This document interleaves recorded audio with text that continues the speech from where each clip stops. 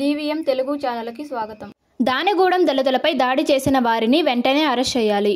Palamaner September 16 ప్రజాప్రతిభ. Eluru జిల్లా కైకలూరు మండలం దానెగూడెం దళితులపై దాడి చేసిన కాపు కులస్తులను వెంటనే అరెస్ట్ చేయాలని జాతీయ మానవ హక్కులు మరియు అవినీతి నిర్మూలన సంస్థ జిల్లా అధ్యక్షులు డివి మునిరత్నం, యువజన నాయకులు సోమరాజు, కవీశ్వర్ డిమాండ్ చేశారు. అందులో భాగంగా మంగళవారం పాపులర్ పట్టణంలో మానవ హక్కుల కార్యాలయం నందు మణి అధ్యక్షతన జరిగిన దాడి విషయంపై ప్రజా సంఘాల నాయకులతో సమావేశం నిర్వహించారు.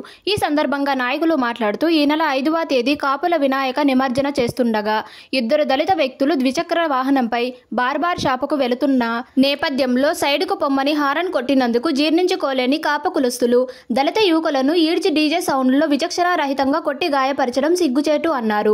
ఈ సంఘటనను అక్కడ భద్రతా సిబ్బంది చూసిన దళిత యువకులను రక్షించలేకపోవడం చూస్తుంటే సభ్య సమాజం తలదించుకునే విధంగా ఉందని మండిపడ్డారు. దళితులంటే తనకు అభిమానమంటూ గొప్పలు చెప్పుకుంటున్న రాష్ట్ర ఉప ముఖ్యమంత్రి పవన్ కళ్యాణ్ సైనికులే దళితులపై దాడి చేయడం సిగ్గుచేటు అన్నారు.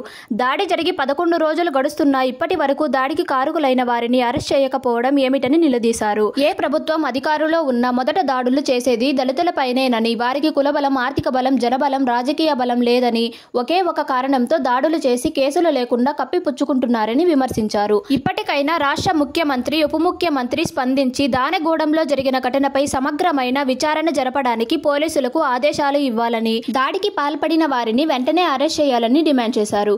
ప్రత్యేకంగా ఉప ముఖ్యమంత్రి పవన్ కళ్యాణ్ స్పందించి జన సైనికులను విరుచుకుపడకుండా నివారించి దళితులకు రక్షణ కల్పించే విధంగా ఆదేశాలు ఇవ్వాలన్నారు.